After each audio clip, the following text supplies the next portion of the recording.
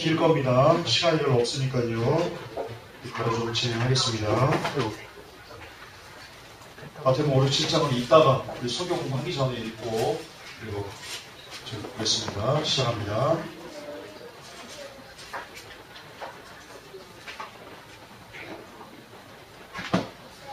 자, 마지막에 지금 19호 하겠습니다. 19호. 제목입니다. 부제입니다. 한번 읽어볼까요? 하나님 어머니 제사 이에 되신 하나님을 골라주시다. 예, 그렇습니다. 오늘 이 설교를 들으시면요, 특히 이 양적 완화, 제가 지난전에 지난 주가 양적 완화와 가계부채에 대해 설교를 했죠. 근데 이해를 못 하시는 분들이 많더라고요.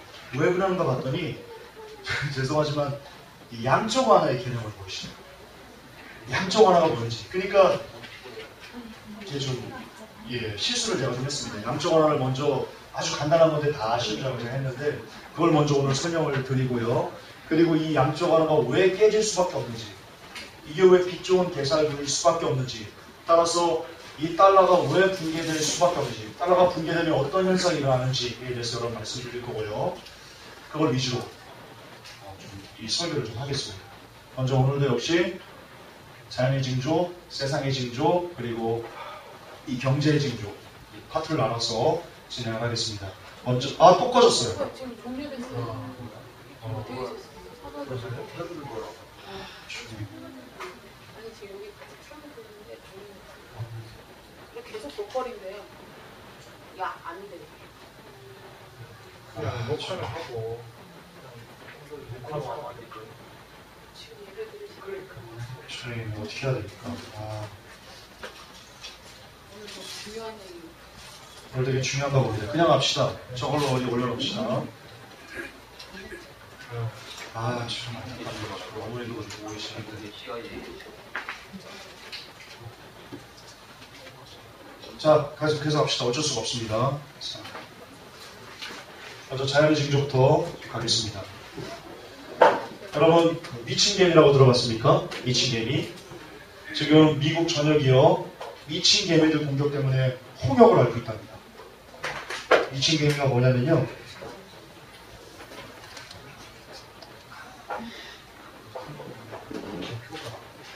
자, 기사를 좀 읽어드릴게요.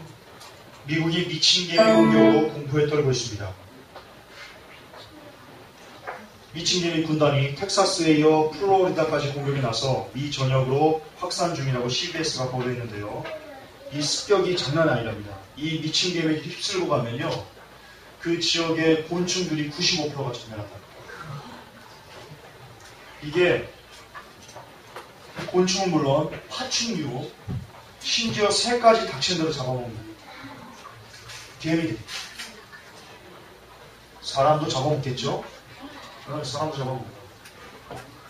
그리고 이 개미가요, 왜 미쳤다고 표현할 수밖에 없냐면요, 전자제품을 갉아먹는다. 있을 수 없는 일입니다. 전자제품을 갉아먹는 개미 들어보셨습니까? 이 개미가 제일 좋아하는 게 전자제품 회로 갉아먹는 거예요. 그래서 텍사스 대학 연구진이 추산한 결과 이 개미로 인한 전자제품 피해액만 우리 돈으로 1,500억 원. 문제는 이 미친 개미를 퇴치할 마땅한 방법이 없답니다. 희한한 거. 이게 있을 수 없는 일입니다. 이 미친 개미는 2002년에 처음 목격이 됐고요. 그리고 현재는 미국 50개의 지역에서 발견되고 있다고 합니다. 외신은 뭐라고 보도했냐면요, 미국 남부 지역의 생태계를 파괴하고 있다, 생태계가 위협받고 있다, 그렇게 외신이 보도했습니다. 한 번도 본 적이 없는 미치기. 저는 뉴월드 오더가 만들었을 거라고 생각합니다. 왜? 유전자 조작으로 인해가지고요, 굉장히 강력한 막 전자회로를 먹을 수 있는 그런 변형시킨, 그거 외에는 해석이 안 됩니다. 어떻게 해석될 거예요? 그럼 개미한테 이 시계 던져줘봐요. 개미가 먹어요? 개미 못 먹습니다. 생태적으로 먹을 수가 없습니다. 근데 이 개미는 먹습니다. 회로. 유전자 조작입니다. 뉴월더가 이걸 만들어가지고요. 2002년도부터 조금씩 뿌리고요. 지금은 대량 왕창으로 지금 살포하고 있는 겁니다. 여러분 진드기도 마찬가지입니다. 살인 진드기. 여러분 진드기에 물리는 것은 예전부터 있었습니다. 여러분 다 물려보셨죠? 예, 자고 일어나면 막 여기 막 이렇게 그게 진드기입니다. 그때 죽었습니까? 예전 뉴스에 진드기 물려서 죽었다. 들어본 적 있습니까? 근데 왜 지금이 죽습니까? 지금은 그 중에 몇몇 그 진드기 군에게 얘네들이 유전자 조작을 혹은 어떤 기타 물질을 통해 가지고요. 그들이 진드기가 독성을 갖게 만들어서 그걸 뿌린 겁니다. 그렇게밖에는 해석이 안 됩니다. 그러니까 지금 진드기에 물리면 어떤 진드기에 물리면 죽고 어떤 진드기에 물리면 안 죽죠? 그게 뭐냐? 뿌린 진드기가 있고요. 안 뿌린 진드기가 있는 겁니다. 걔네가 다 뿌리면요. 다 죽는 거죠. 예, 이런 이상한 일이 일어나고 있고요. 후쿠시마 원전 우물에서요. 기준치의 30배 이상의 방사성 물질이 또 보고됐다고 합니다. 도쿄전력이 밝혔는데요. 도쿄전력이 밝힌 방사성 물질은 법정 기준치의 약 30배에 달하는 고농도 방사성 스트론튬, 이름도 어려워. 그리고 트리트먼트도 아니고 트리튬. 예, 이게 약 30배. 그러니까 이게 뭐가 몇 배 이런 게 중요한 게 아니고요. 후쿠시마 원전의 지하수가 이렇게 됐다는 겁니다. 지하수. 무슨 말입니까? 여러분 지하수가 오염됐을 정도면요. 바다는 이미 끝난 겁니다. 그렇게 보셔야 됩니다. 땅까지 파고 들어가가지고요. 그 일대가 다 이렇게 오염이 됩니다. 후쿠시마는 죽음의 땅이라고 봅니다. 일본 도쿄에서요. 저거를 방사능을 측정을 했는데요. 체르노빌의 가장 심각한 지역과 같은 수준으로 오염이 됐답니다. 이 무슨 뉴스인지요? 보여드릴게요.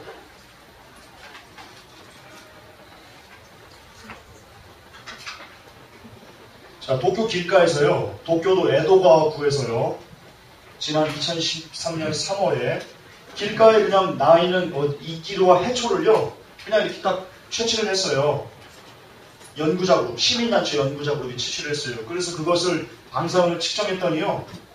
1kg당 고농도 방사능 세슘이요. 약 24만 베크럴이 검출됐다고 합니다.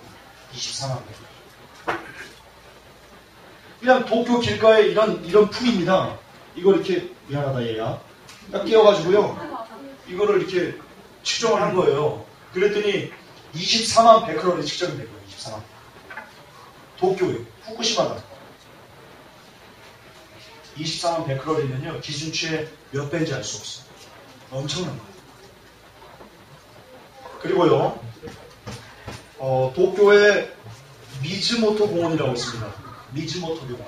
여기가 일본 도쿄도 가스시카구에 있는 도립공원이거든요. 여기서 또 이런 식으로 뭔가를 딱 떼가지고 이렇게 검출을 했는데요. 150만 베크럴의 세슘이 검출됐다. 150만 미치모토 도쿄에서. 근데 이게 어느 정도냐? 체르노빌 당시에요. 체르노빌 당시 최악의 오염됐던 지역이 있는데요. 그 지역의 방사능 수치가 얼마였냐면 140만 베크럴이었다. 체르노빌 최악의 오염 지역이 140만 베크럴이었는데 도쿄 미즈모토 공원에서 측정된 방사능 수치가요 150만 베크럴입니다. 그럼 여러분 후쿠시마는 어느 정도일까요? 도쿄가 일본 러시아 체르노빌 때 최악의 방사능 수치를 기록했던 게 140만 베크럴인데 도쿄 미즈모토 공원에서 150만 베크럴의 방사능이 세슘이 검출됐다면 그러면 후쿠시마는 어느 정도일까요? 상상이 돼요? 한 300만 베크럴? 1000만 베크럴? 그렇게는 안 되겠죠? 확실하지 않은 건 얘기하지 맙시다. 적어도 도쿄 미즈모토 공원의 150만 베크럴보다는 많겠죠. 그거는 뭐 당연한 거죠. 미루고 짐작할 수 있는 거죠. 무슨 말입니까? 여러분 도쿄 놀러 간 사람들 후쿠시마 놀러 간 사람들 체르노빌 최악의 사고를 아무런 보호 장비도 없이 가서 이렇게 방사능 이렇게 일광욕이 아니고요. 방사능욕하고 머리부터 발끝까지 방사능 다 쏘이고 겁니다. 호흡기로 막 다 들어. 일본 가면 일본 음식 먹을 거 아닙니까? 다 방사능 섭취하고 있는 거예요. 이게 실제라니까요, 여러분. 일본은 죽은 땅이라니까요. 도쿄가 이 정도면. 언론에 안 나오니까 여러분들이 심각성을 모르는 거예요. 이렇게 어쨌든 뭔가 이것을 갖고 얘기를 해줘야 여러분 심각성을 알고 마지막 데인지를 좀 깨달아 할 거 아닙니까? 이거 키셨어요? 에어컨? 좀 낮추고.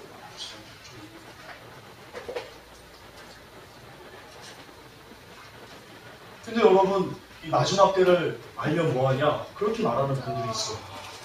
옳지 않아. 이렇게 알아야 될 거 아니에요. 경각심을 가져야 될 거 아니에요. 옳지 않아요. 참 옳지 않아요. 자, 네 번째요. 아주 마음이 좀 짠하네. 지금 같이 올라갈 준비를 못해서 많이 지금 기다리시는데. 자, 심각해지는 이 일본 방사능이요. 우리나라만 오케이 하고 있죠. 다른 나라들은 거의 다 노하고 있습니다. 호주에서요. 일본 주재 호주 대사관이 비자 발급을 중단했습니다. 뭐냐면 야 일본 사람들 호주 오지 마. 그 얘기한 거예요. 일본 사람들 호주 오지 마. 그 얘기한 거예요. 캐나다도 그렇게 했습니다. 캐나다. 언제 호주에서 언제 있는 5월 1일부로 그렇게 했어요. 5월 1일. 캐나다는 작년에 종료했고 중단. 우리나라만 지금 뭐 하고 있냐?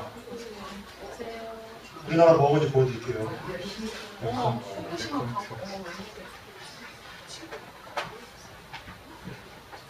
우리나라 이거 하고 있어요. 지금 이 시간 서울역에 걸려있는 간판입니다. 매력이 넘치는 관광의 도시 후쿠시마. 후쿠시마현으로 여러분을 초대합니다. 우리나라 정부가 이 일을 하고 있습니다. 어쩜 좋습니다. 어쩜 좋습니다. 이 정부는 언론도요 보도 안 합니다. 후쿠시마에 대해서 방사능 보도 안 합니다. 외국은 엄청나게 많이 보도하고 있다.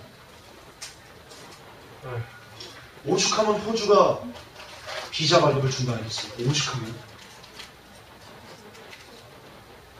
우리나라 정신 차리셔야 됩니다. 위정자들 이러시면 안 됩니다. 그리고 또 우리나라가 뭘 하고 있냐? 2014년 6월 26일이면 최근에 발표한 거죠. 며칠 전에 발표한 거죠. 방송된 내용입니다. 우리나라에 들어온 수입된 수산물의 현황. 일본산 수산물 수입 현황. 톤입니다. 톤. 3,636톤. 1월에도 2월에도 3월에도 4월에도 5월에도 다 3,000톤 찍습니다. 지금 그럼 우리나라에요. 1월부터 5월까지 더해보세요. 3, 5, 15. 3, 5, 15. 15. 이 단위가 있으면 17,000톤 정도. 17,000톤이 지금 풀려있는 거예요. 1월부터 5월까지. 여러분 안 먹었으려고요? 이 17,000톤이 말이 17,000톤이지요. 생선 한 마리 몇 그램 되겠어요? 이게 생선입니다. 이 몇 그램 되겠어요? 이게 한 1톤 돼요? 생선 한 마리 1톤 돼요? 아닌 거 아시죠? 이런 조그만 게 17,000톤이 풀리고 어마어마한 숫자가 우리 국민 한 명씩은 다 먹어도 남을 정도의 어마어마한 양이 지금 1월부터 5월까지 풀려요. 일본 수산. 방사능에 찌들을 수. 대한민국 정부가 우리를 죽이고 있습니다. 진짜로. 엄마랍니다. 자, 국가별 명태 수입량입니다. 일본산이 94%입니다. 명태. 우리나라 시중에서 파는 명태찌개, 동태찌개, 생태찌개 있죠? 10개 중에 90개는요. 10개 중에 9개는요, 아니, 10군데 업체 중에 9개는요, 다 이거 일본사 쓴다고 봅니다. 동태찌개, 생태찌개.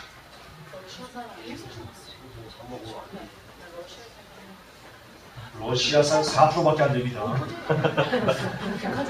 캐나다산 1.2%밖에 안 됩니다. 원산지 다속입니다. 보세요. 보여드릴게요. 자, 가리비 보세요. 일본산, 일본산, 일본산. 그렇잖아요? 근데 가리비 초밥은 중국산으로 표기가 되어 있다. 아니, 수입은 일본산인데 초밥은 중국산이에요? 말이 안 되는 거죠. 일본산입니다. 원산지. 식당에서 마트에서 이거 캐나다산, 이거 뭐 러시아산, 거짓말입니다. 일본산입니다. 예, 이게 현실입니다. 거짓말할 수밖에 없답니다. 안 찾습니다. 자, 이게 뭘 우리에게 뜻하고 있냐? 요한계시록이 열리는 겁니다. 요한계시록 6장이 뭐라고 되어 있습니까? 밀 한 대 보리석대요. 한 데나리온의 밀 한 대요. 한 데나리온의 보리석대로라고 했죠. 여러분, 그 조건이 일어나기 위해서는요, 두 가지 조건이 충족돼야 된다고 제가 말씀드렸죠. 첫째, 완전히 경제가 붕괴돼서 돈이 없든가, 엄청난 하이퍼 인플레이션이 오든가, 또는 먹을 게 없어지든가. 근데 그 두 가지 조건 다 지금 동시에 일어나려고 하고 있습니다. 지금 요한계시록 6장 열리려고요, 막 발버둥을 치고 있는 겁니다. 발버둥. 왜냐? 이제 주님이 곧 오셔야 돼요. 환란이 열려야 되기 때문에. 자, 이 세상의 징조 봅시다. 여러분, 유전자 조작 병환이라고 있습니다.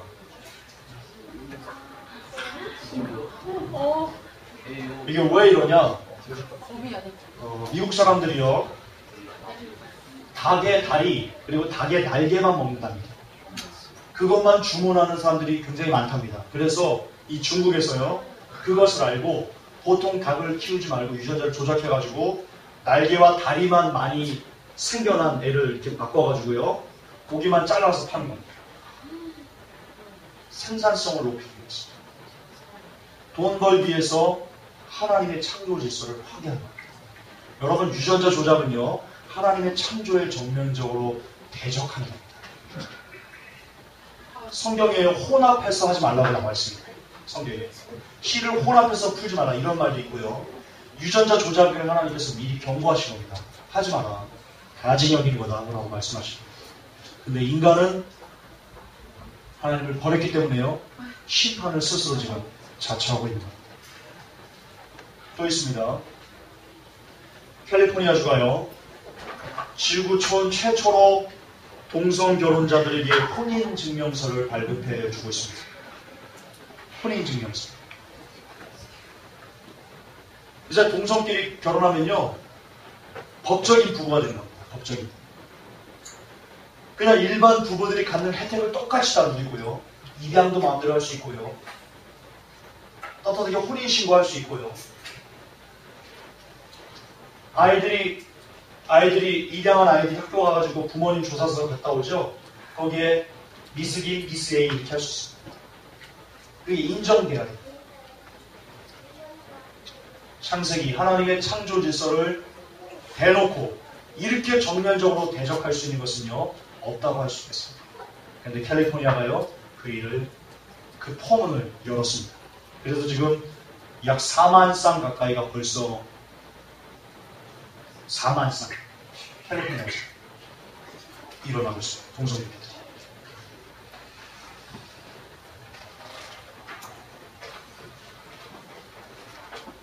하나님의 심판이 캘리포니아에 들어닥칠 겁니다. 자, 또 하나님의 창조를 거부하는 일, 지금 독일에서 짐승과 매춘을 하는 업소가 번성하고 있답니다.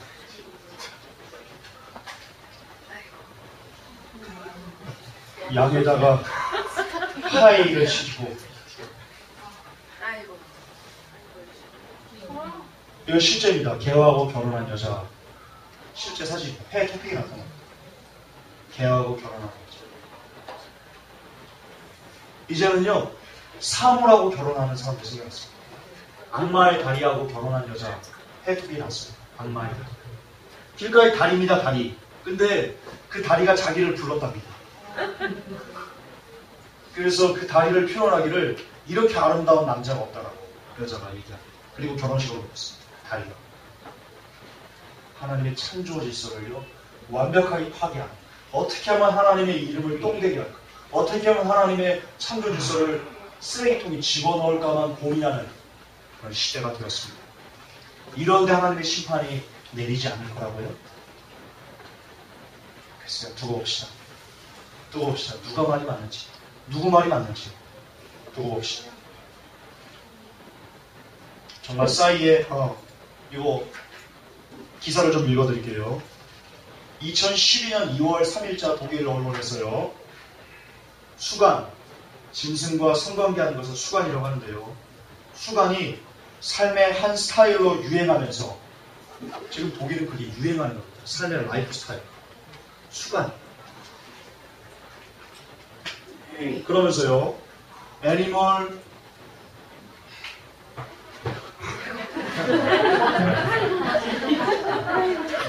오늘 한국 사람이니까요. 한국말 하겠습니다. 짐승과 매춘을 알 수 없는 법서들. 이 번사하고 있다고 보도했습니다. 웃으시면 안 돼요. 한국 사람이잖아요. 한국어를 사랑해야지. 이런 영어 나부랭이. 자, 독일의 한 관계자는요. 아니, 독일 헤네시 주는요. 동물과 성행위를 하는 것 자체는 합법적이다라는 유권 해석을 냈다. 그래서요, 이 관계된 관계자는요, 이 독일의 합법적이라는 이 법 때문에 독일의 수간의 상황은 점점 더 악화되고 있다라고 말했습니다. 인터뷰에 나왔어요. 독일이 이게 정상적인 나라가 아닌데요. 어떻게 이런 나라가 정상적인 나라? 인간의 길을 포기한 나라가 어떻게 정상적인 나라이겠습니까?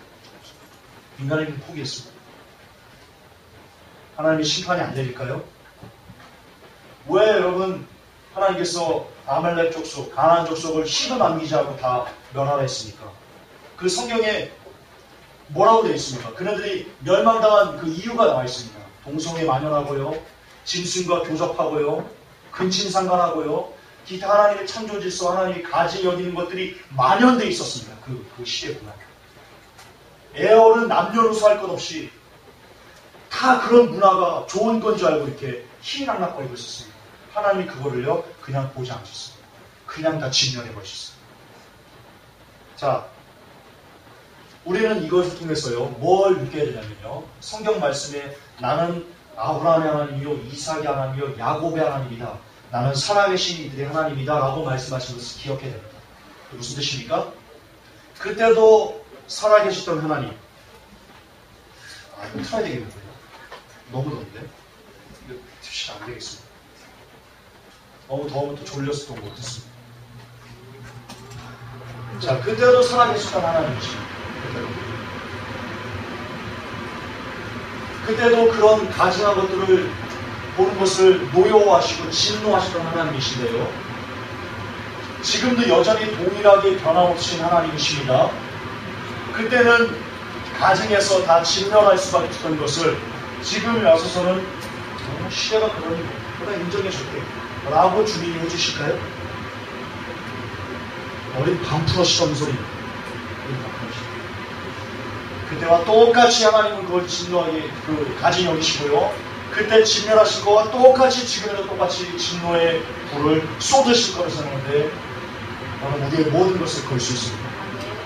왜? 하나님은 변함도 없으시고 회전하는 그림자도 없으신 분이다 라고 성경을 기록하고 있기 때문에 어제나 오늘이나 변함이 없으시기 때문에 하나님의 가치 기준은요 바뀌지 않습니다. 인간만 바뀝니다. 따라서 지금처럼 이렇게 수간이 성행하고 이렇게 동성애가 성행하는 이 시대는요 하나님의 불의 심판을 반드시 버버링 아닌 거 아시죠? 안 좋아하게 해서 제가 쓰는 겁니다. 반드시 하게 되고 싶고요. 그리고 그 심판의 날이요 죄송하지만 멀지 않습니다. 절대로 멀지 않습니다. 절대로 멀지 않습니다. 자, 김상원 목사님이 이런 말씀하셨네요. WCC 비난하지 마라. 내가 참고 있다. 어떤 뉘앙스로 말씀드렸냐면요. 이것은 제가 뽑아낸 겁니다. 이렇게 말씀하진 않았는데요. 그 이분의 말 속에 행간의 의미가 있습니다. 뭐라고 말씀하셨냐면요. 7월 1일자 주일 설교 때요. 이렇게 말씀하셨습니다. 이번 총회에 로마 카톨릭에서도 정식으로 대표단을 보내는 등 전 세계 최고 꼴통 보수, 진짜 보수들이 다 온다. 이 나라에만 보수가 있느냐? 이번에는 진짜 보수, 오순절 교단, 성령 충만한 지도자들도 다 오신다. 라고 말하면서요. 뭘 알고 말해야지. 내가 이때까지 한 번도 말 안 했다. 오늘 처음이다. 이런 식으로 하고 있어요. 더 이상 말하지 마라. 이런 거. 내가 참고 있다. 얘 이겁니다. WC 비난하지 마라. 뭘 알고 비난해라. 아무도 모르는 놈들이. 이렇게 말씀을 하시는 거예요. 그리고는요. 이게 중요합니다. 이 WC를 반대하는 사람들이 지금 흔히 보수층이라고 알려져 있습니다. 보수적인 기독교. 그렇죠. 그런데 김상환 목사님은 지금 이 로마 카톨릭을 뭐라고 얘기하냐면 야 너희들만 보수냐?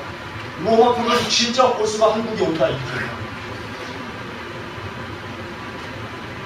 로마 카톨릭이 진짜 보수 중에 최고 보수다. 가장 정통 보수다. 이렇게 지금 얘기를 합니다.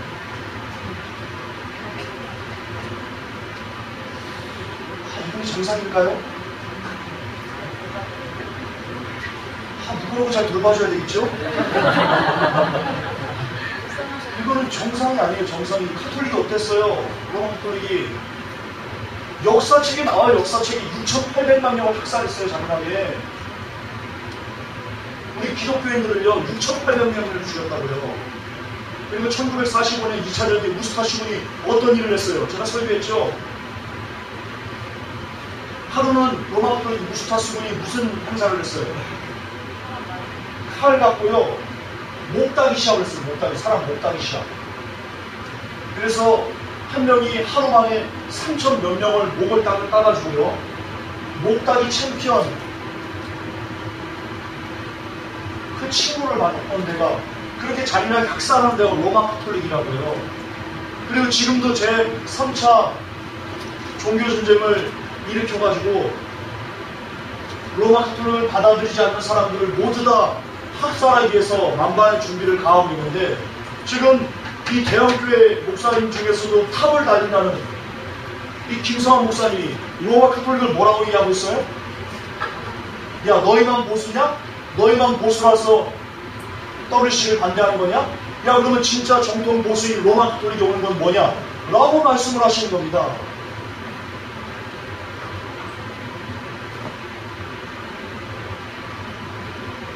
합시다. 개소리 하시는 거예요. 김상환 목사님. 개소리. 아 여기라고 하세요. 시원해 죽겠네. 이걸 개소리라고 안 하면 뭘 개소리라고 할까요? 여러분 뭐가 이렇게 고상했어요? 여러분의 삶은 어떻게 이렇게 향기나길래 욕하면 욕하지 말라고 얼마나 떳떳하고 얼마나 깨끗하게 살아요? 똥을 보면 똥이라고 해야지. 개소리는 개소리라고 해야지.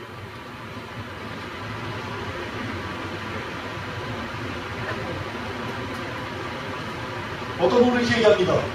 전사님 설교를 좀 부드럽게 하시고 설교를 다 따라가겠습니다. 내가 여러분들 기분 따위나 맞추려고 이 자리에 서 있어요? 온라인 성도는 얘기하는 겁니다. 제가 여러분들 기분 따위나 맞추려고 있는 거예요? 여러분 기분 따위나 맞추려고 했으면 시작하지 않았어요. 이런 개소리를 하고 있는데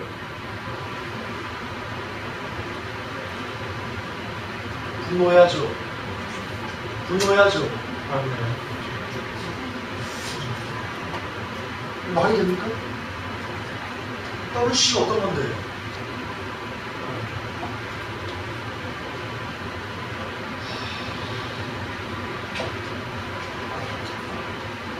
그래서 이렇게 글을 썼습니다. 마지막 아침에. 또한 김 목사는 뭘 알고 말해야지. 내가 이때까지 한 번도 말 안 했다. 오늘 처음이다 라며 마치 참고 있는 중이니 더는 말하지 말라는 적반하장으로 하나님을 분노하게 만들었습니다. 이에 진정으로 김 목사님께 슬픈 말씀을 드립니다. WCC를 비난하지 말라고요? 참고 있는 중이라고요? 안타깝지만 잘 들으십시오. 하나님께서도 김 목사님을 지금 참고 계신다는 것을. 예. 하나님이 참고 계십니다. 정신 차리십시오. 정신없는 말씀하지 마십시오.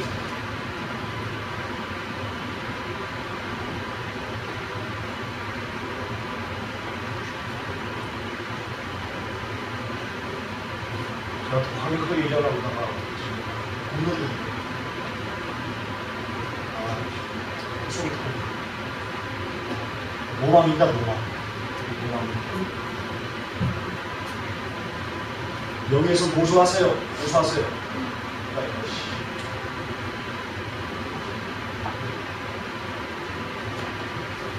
아, 주여.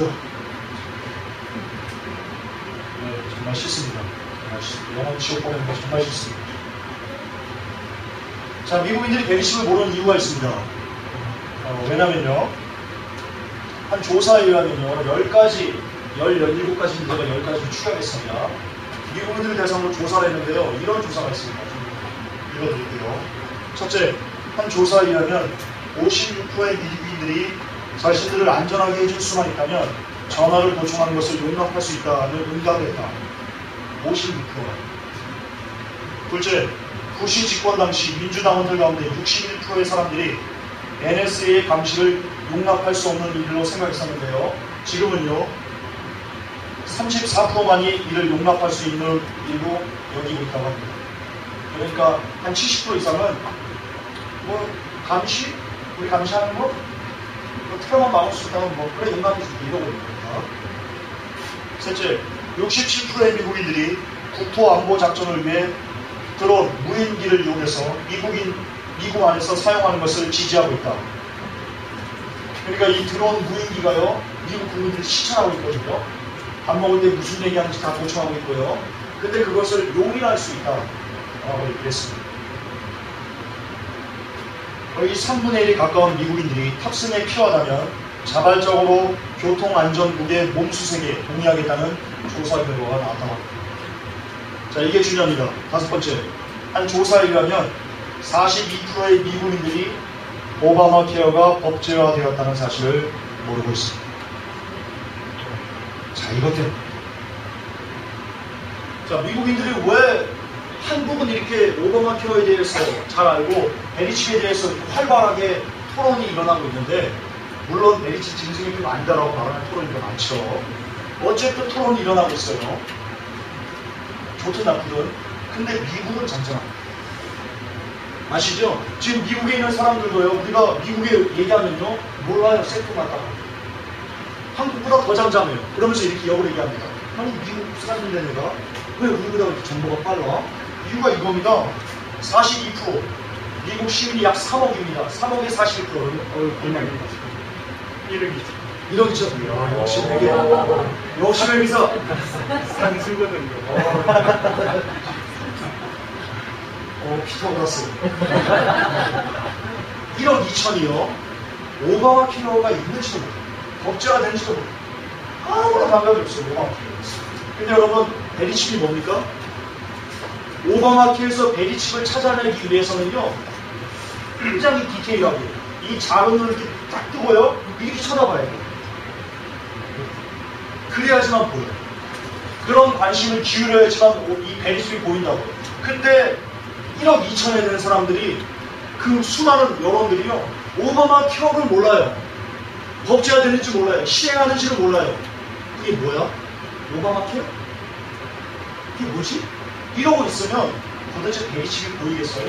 그러니까 미국인들에게는 베리칩이 감자칩이 될 수밖에 없는 거예요. 그 이유가 여기 있었어요. 그러면 미국인들은 뭐에 관심이 있냐? 미국인들은 왜 오바마 케어를 못 알아보냐? 왜 복제화된지도 모르냐? 강제하고 벌금을 매기는데 이런 비합리적인 것을 왜 모르고 있냐? 여섯 번째입니다. 미국인들의 일주일 평균 TV 시청 시간은요, 28시간입니다. 일주일 평균 시간 28시간. 자, 우리가 한 사람이 살면서 하루 동안 24시간, 3분의 1 잠으로 빼고요, 3분의 1 일하는 거 빼고요, 우리에게 주어진 시간, 우리가 생각하는 시간이 몇 시간이라고 했어요? 4시간이라고 했죠? 일주일에 4시간.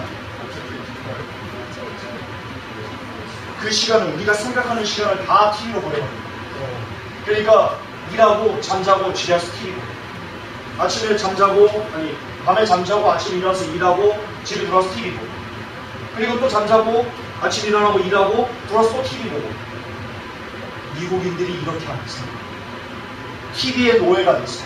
TV의 모든 정신을 다 빼앗겨서 그냥 TV가 일러주는 대로, TV가 이끄는 대로, TV가 말하는 대로 듣고, TV가 말하는 대로 받아들이고, TV가 말하는 대로 행동하면서 살기 때문에, 그렇기 때문에 오바마 케어가 자기들을 죽음으로 몰아넣고 이 짐승의 피를 찍어서 지옥 백성으로 만들려는 이 사탄의 전략을요 전혀 못 알아보는 겁니다. 성경은 이렇게 얘기하고 있습니다. 고린도후서 4장 4절에 그 중에 이 세상 신이 믿지 아니하는 자들의 마음을 혼미케 하여 그리스도의 영광의 복음의 광채가 비치지 못하게 하니 그리스도는 하나님의 형상입니다. 이 말씀 그대로 세상 신이 그들의 눈을 가려서 그들이 생명의 법을 알아보지 못하도록 모든 관심과 모든 마음과 모든 이목을 다 앗아가는 겁니다. 따라서 TV는요 저주의, 정말 저주 중에서도 가장 저주스러운, 흉물스러운 쓰레기. TV는 쓰레기입니다. TV에 집중해서 여러분의 마음을 다 빼앗기면 여러분들은 지옥 갈 확률이 대단히 높습니다. 이게 오바마 케어로 증명이 됩니다. 미국인들이 TV를 보지 않았다면 말씀을 보았다. 그리고 요한계시록의 짐승의 피를 읽어보았다면, 그것을 묵상했다면 지금 베리즘이 나왔을 때 그 말에 귀를 기울였을 것이고 깨달았을 것이고 그리고 그들은 사는 길을 뜯었을 것입니다. TV가 그들의 이성을 망치고 그들의 영혼을 지옥으로 보냅니다. TV, 이 저주받은 문화. 1960년대인가요? 50년대 프리메이슨이 로마 카톨릭이 사주를 받은, 이 뉴월드 오더의 사주를 받은 프리메이슨이 만든 사람이 나타납니다. 자, 6번째 그냥 갑시다. 제가 글로 올려드릴 테니까 나머지 6번째, 10번째는요 글로 보세요. 자, 스마트 시계가 나왔습니다. 근데 여러분 이 스마트 시계예요. 우리들이 아는 그 베리치의 핵심 기능들이 다 담겨있다는 거 아십니까? 이 놀라운 사실 알려드리겠습니다. 첫 번째 기사입니다. 스마트폰 생체 인식 기능, 스마트워치로 이용, 스마트 시계로 이용. 이게 시계잖아요. 이게 워치죠. 한국인이지만 여러분은 알아요. 워치. 자, 이 시계는 이게 스마트 시계예요. 근데 스마트폰의 생체 기능이요, 이 안으로 다 들어오면 이게 만복이 되고요, 심장 박동 모니터링하고요, 헬스케어, 어떤 질병이 있는지 질병이 이렇게 높아지면 그것이 바로 다른 데로 전송되고요, 이런 기능 되고요, 생체의 상태를 측정하는 기능이 여기에 포함되고요, 그리고 일본의 후지츠는요 얼굴을 촬영해가지고요, 얼굴 촬영으로 실시간 그 사람 맥박을 계측하는 신기술을요 이 스마트워치, 스마트폰, 태블릿에 적용한다고 합니다. 여러분 베리치 기능 중에 뭐가 있습니까? 생체 인식 기능이 있습니다. 아시죠? 그게 일로 들어가는 거예요. 스마트워치, 스마트 시계. 거의 빗장을 다 후라이치게 됩니다. 여러분 풋 인더도어 점검이라는 거 아십니까? 풋 인더도어 점검. 영업사원들 제가 전화할 때 한번 강의했었는데 뭐냐면요, 판매를 할 때요 무조건 문 안으로 한 발만 딱 집어넣으면요 성공한다는 거예요. 무조건 집어. 무슨 수를 쏘다고. 이게 풋 인더도어 점검. 지금 이 뉴월드 오더가요 우리에게 베리칩을 알려주기 위해서, 베리칩을 우리에게 심기 위해서요 바로 이 풋 인더도어 점검을 쓰고 있습니다.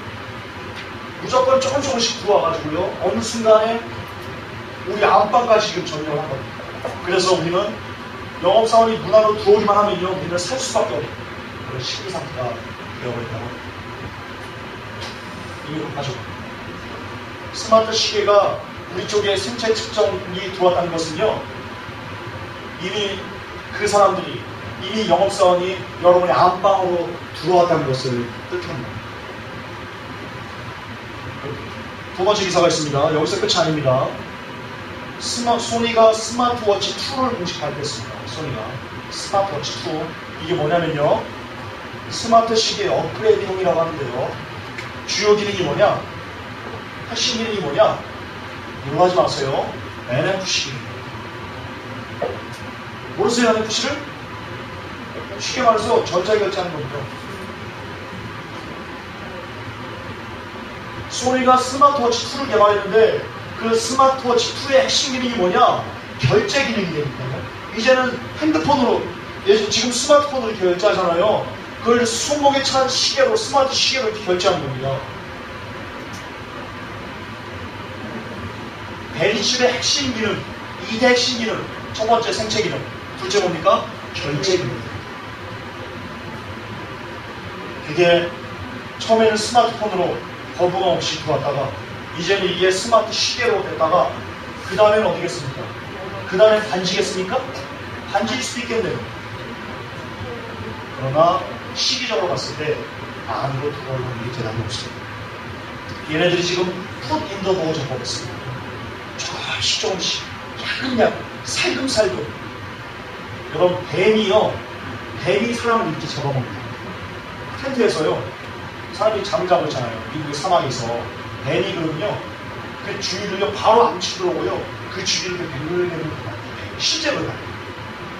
그리고는요, 그 사람이 자는지 안 자는지를 감지한다는 거예요. 놀랍죠? 뱀이 그렇답니다. 저도 들은 겁니다. 그리고는 이게 살며시 들어와가지고요, 살며시 들어와서 머리를 바로 딱 먹지 않고요, 발부터 이렇게 감아간다. 그래서 우리가 이상해가지고 눈을 딱 떴을 때는요, 이미 뱀이 온몸을 다 이렇게 싹 감아가지고요, 한거할 수 없을 때 이렇게 만들어 놓고, 그리고 깨고 나면 확 삼켜버려요.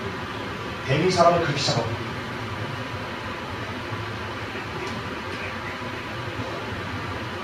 지금 뱀이 하는 속성과요, 이 스마트폰에서 스마트 시계로 이어가면서 베리칩이 우리에게 점점 다가와서 우리의 목줄을 지는 그 현상이요, 너무나 똑같습니다. 정말 이 소름이 끼치도록 똑같습니다. 그 현상. 이럼에도 불구하고 베리칩이 신생의 법 아니라고 떠드는 국민일보. 국민일보? 쓰레기일보. 쓰레기일보. 저한테 좋은 소리 기대하지 마세요. 그렇다면 뭐하지? 그렇게 하고 싶지도 않아요. 저는 과감하게 쓰레기를 얘기할 거예요. 앞으로도 그럴 거예요. 바꾸려고 하지 마세요. 여러분, 기분 좋게, 듣게 기분 좋게 하려고 하지 마세요. 예수님한테 따지세요, 예수님.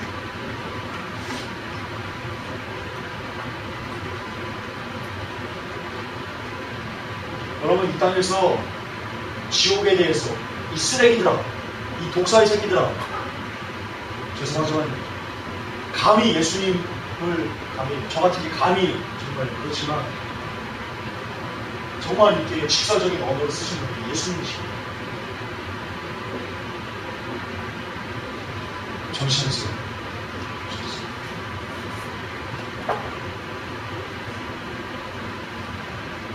저는 저의 길을 가겠습니다.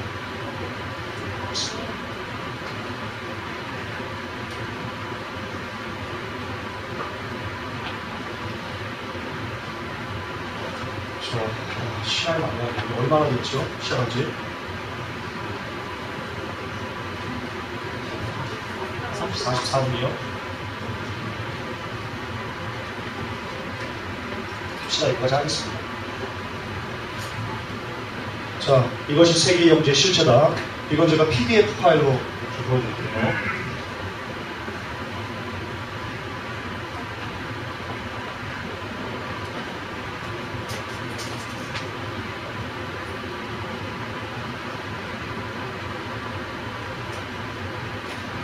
어떻게 하지?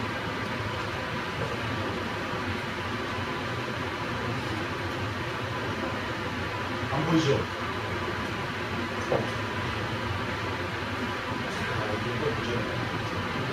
자, 보입니까? 보이십니까? 어려움 없으면 제가 할게요. 자, 이것이 세계경제 진실이다. 여러분, 세계경제 진실을 알기 위해서는요, 여러분 양적 완화를 알아야 됩니다. 자, 양적 완화부터 설명을 좀 드리겠습니다. 양적 완화는 요약입니다. 중앙은행이 통화를 시중에 직접 공급해서 신용 경색을 해소하고 경기를 부양하는 통화 정책이다라고 네이버 사전에 나옵니다.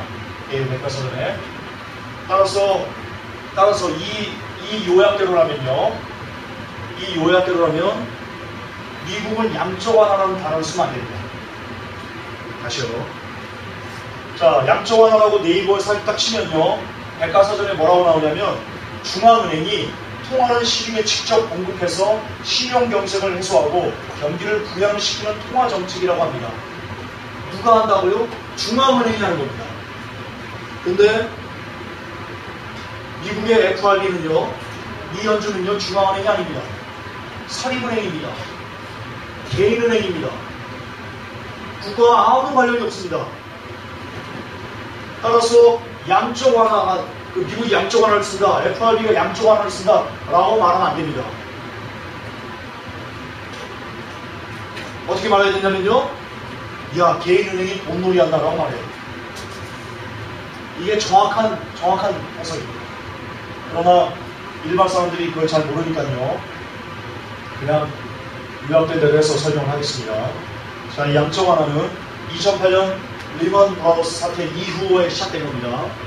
그해 시작된 겁니다. 그해 11월, 2008년 11월, 2009년 3월 이렇게 두 차례에 걸쳐 양적 완화를 시행했습니다. 그러나 두 차례의 양적 완화는 그렇게 돈을 많이 풀었는데도요, 실물 경기 회복이 기대만큼 미치지 못했고요. 이로 인해서 미 연방준비위원회는 2011년 9월부터요, 장기 국채는 사들이고 단기 국채는 파는 오퍼레이션 트위스터로 전환했다. 여러분 어렵게 생각하지 마세요. 오퍼레이션 트위스터가 뭐냐? 여기 그대로 장기 국채는 사는 거예요. 그리고 가지고 있는 단기 국채는 파는 거예요. 다시 말해서 아랫돌을 빼가지고 윗돌을 놨고요. 그리고 조금 보니까 이상하네. 윗돌을 다시 빼가지고 아랫돌을 놨고요. 이렇게 돌려막기 하는 걸 얘기한 거예요. 말 거창하죠. 오퍼레이션 트위스트. 우리는 한국 사람입니다. 아랫돌 빼서 윗돌 막는다. 이렇게 해석하면 됩니다. 아주 간단합니다. 미군 이후에도요, 경제 불안이 계속되자 2012년 9월 13일 연방준비제도 이사회는 매달 400억 달러 규모의 주택저당증권, 여기증권이요, 그냥 어렵습니다. 쓰레기 증권이다. 그렇게 생각하십니다. 아주 이해가 얼마나 편해요. 얼마나. 쓰레기 증권이에요. 이거 갖고 있으면 다 금지 되는 거예요. 이것을 사들이고요, 연구 수준의 금리를 2015년 중반까지 유지하게 한다는 3차 양적 완화를 발표했는데요. 이걸로도 경기가 살아나지 않자 3차 양적 완화 확대 정책을 또 합니다. 그게 뭐냐면요, 2012년 12월 연준은 3차 양적 완화 확대 정책을 다시 발표했다. 이에 따르면 연준은 단기채를 매각하고 장기채를 매입하는, 이제 바꾼 겁니다. 앞쪽에는요, 단기 국채를 아까도 그랬나? 똑같구나. 이것도 똑같이 겁니다. 오퍼레이트 리스크 아랫돌 계속 윗돌 맞고 그렇게 하다가 이것이 2012년 말에 종료됨에 따라 이제는 아예 2014년 1월부터 올해 1월부터는요, 이 오퍼레이션 트위스트와 똑같은 규모를요, 매달 45억 달러의 미국 국채를 추가로 매입하고요, 그리고 MBS 쓰레기 지구도 같이 매달 850억 달러의 자금을 매입해서요, 같이 매입해서요, 매달 850억 달러의 자금을 시중에 인위적으로 푸는 거예요. 그러니까 미국은 지금 매달 시중에 돈이요, 850억 달러가 매달 풀립니다. 매달. 이 양적. 자, 미국 국채. 아무도 사지 않는 국채. 여러분, 미국 국채는 지금 희소 가치가 떨어졌습니다. 그 사람들이 잘 안 삽니다. 뒤에 나오지만 이 미국 국채를 사는 연준이 미국 국채 60%를 갖고 있습니다. 60%. 무슨 말이냐? 미국이 어떤 거냐면, 자, 미국이요. 정부가 있고요. 그 옆에 미 연준이 있어요. 그러면 미국이 어떻게 지탱되고 있냐면, 미국이 국채를 발행합니다. 야, 우리 돈 없어. 우리 미국 국가를 신용담보로 우리 국채 좀 사줘. 돈 좀 빌려줘. 라고 하면요. 그 미국 옆에 있는 미 연준이 알았어. 사줄게 하고는 사주고요. 국채를 사주고 돈을 준 겁니다. 그리고 또 경기가 안 좋으면 야, 우리 돈 없어. 우리 돈 좀 빌려줘. 라고 이렇게 국채를 찍으면요. 미국 옆에 있는 그 미연준이 알았어. 우리가 국채 사줄게. 돈 줄게 하면서 국채 사고요. 돈 주고요. 지금 계속 이렇게 퐁당퐁당 하면서요. 시중에 돈만 계속 막 확장되고 있고 거품만 계속 확장되고 있고 이게 양적완화의 진실입니다. 이 이상도 이하다. 이게 양적완화. 여러분 신문에서 양적완화가 뭐 어떻고 경기가 부양되고 뭐 여러분 다 멍멍이 소리입니다. 그냥 본질이 이겁니다. 한 나라에서 저도 방금 중요하니까 한 나라에서 미국이란 한 나라에서 미국 정부가 있고요. 미 연준이 둘이 이렇게 있으면서요. 국채 발행하면 사가지고 돈 주고 또 안 좋으면 국채 발행하면 사가지고 돈 주고 이것만 하고 있는 게 양적. 이게 끝입니다. 이게 한국말 해봅시다. 끝입니다.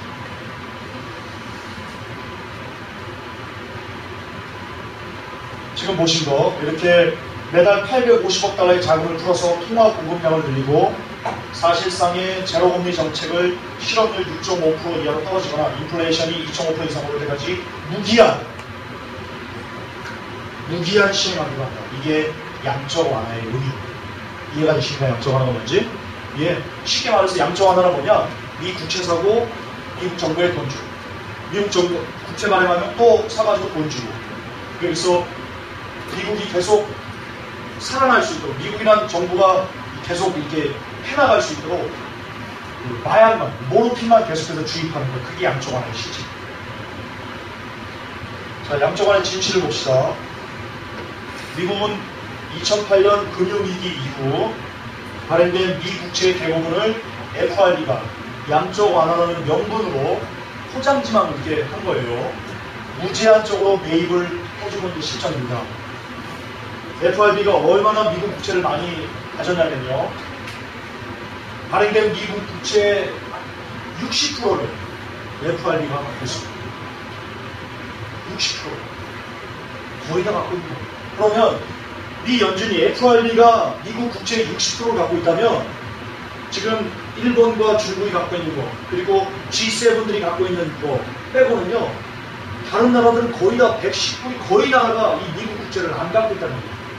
구입을 안 하고 있다는 겁니다. 미국 국채를 구입을 안 하고 있다는 겁니다. 따라서 이 미국 국채를 구입해주는 이 미 연준이 미국 국채를 그만 구입을 해주면 더 이상 미국은요 미국 정부는요 돈을 빌릴 수 없습니다. 왜 안 사줄까? 이 제2의 되는 FRB가 안 사주면 누가 사줍니까? 그럼 미국에 돈이 없는 거예요. 제가 계속 좀 해드릴게요. 다시 말해서 미국 경제의 실상을 FRB가 미 국채를 매입하지 않으면 망하게 된다는 결론이 나옵니다. 이게 현실입니다. 언론에서 여러분 못 들은 얘기입니다. 근데 이게 실제입니다. 제가 조금의 가감 옵션을 말씀드립니다. 다시 반복하지만 미국이 지금 무엇 때문에 살고 있냐? 미국 국채를 발행해서 빚내서 지금 살고 있는데 그 빚을 누가 받아주고 있냐? 누가 빌려주고 있냐? 이 연준이 빌려주고 있다고요. FRB가 빌려주고 있다고요. 어떤 명목으로요? 국채를 사줌으로 돈을 주고 있다고요. 근데 이 미 연준이 FRB가 양적 완화를 지금 종료한다고 얘기를 하고 있어요. 양적 완화를 종료한다는 게 뭐예요? 국채를 그만 산다는 거예요. 안 사겠다는 거예요. 그러면 미국은 더 이상 돈을 빌릴 수가 없어요. 그럼 어떻게 되겠습니까? 달러는 그냥 불게 되는 거예요. 다시 말해서 미국 정치 실상은 FRB가 미 국채를 매입하지 않으면 망하게 된다는 결론이 나옵니다. 이것은 팩트입니다. 이런 상황에서 만약 FRB가 미 국채를 사주지 않는다면 미 국채는요 수요가 없어요. 미 국채의 60%를 갖고 있는 60%를 거의 1순위 넘버원으로 미국제를 사들이고 있는 그 수요가 다 끊기는 거예요. 그러면 미국의 채권값은요, 그냥 똥이 됩니다. 자, 다시 한번 좀 설명드릴게요. 화장지예요, 화장지. 여러분, 이 화장지를 계속 사준다면, 누구나 다 여기 있는 분들이 다 화장실 가려고 그러죠. 지금 이 시간 다 우리가 지가 마려워요. 이건 하나밖에 없어요. 서로 살라고 해요, 화장지. 이 수요가, 화장지의 수요가 막 급증하고 있어요. 그러면 이 화장지 값은요, 천정부지로 씁니다. 너 100만원! 1000만원! 부른 값이. 근데 우리가 다 화장실을 다 갔다 왔어요. 다 잔이 속이 다 편안했어요. 화장지는 넘쳐나요. 아무도 안 써요. 그러면요, 이 화장지의 값은 어떻게 되겠어요? 진짜 똥값이 돼요. 여러분, 이게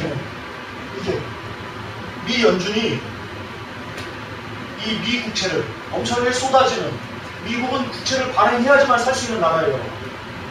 그런데 이 발행하는 것을 미국은 막 갖다 팔라고 하는데 이걸 사는 사람이 없어요. 그랬을 때 이 미국 국채 값은요, 그냥 똥이 돼요.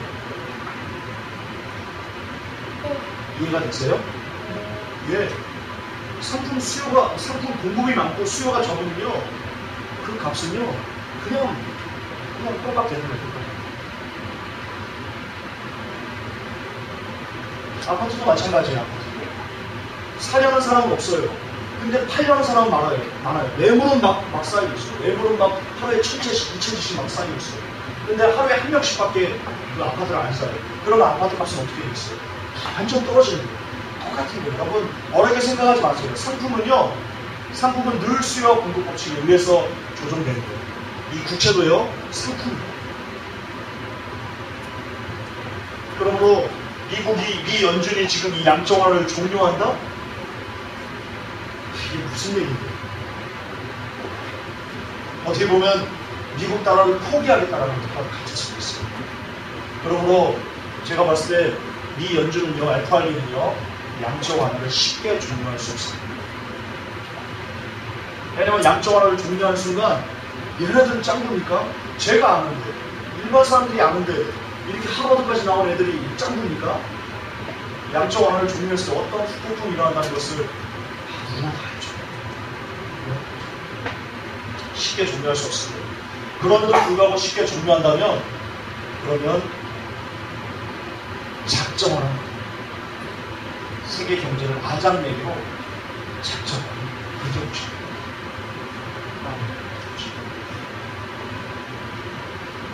자, 이런 상황에서 만약 FRB가 미 국채를 사주지 않는다면 미국 국채의 수요가 없기 때문에 미국의 채권 가격은 그야말로 똥이 되고요. 미국의 채권 가격이 똥이 되면 채권 금리는 엄청나게 오릅니다.